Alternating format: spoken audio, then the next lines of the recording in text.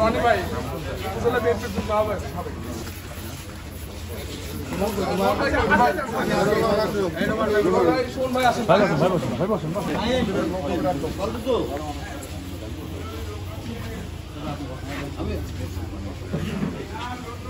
আপনি দেখছেন এই যে বিশেষ করে বাংলাদেশের মধ্যে নাটোরের যে এই যে শারদীয় দুর্গা উৎসব এটা কিন্তু বাংলাদেশের মধ্যে সবচেয়ে ব্যতিক্রম এবং সবচেয়ে সুন্দর কিন্তু পূজা অনুষ্ঠিত হয় নাটোর।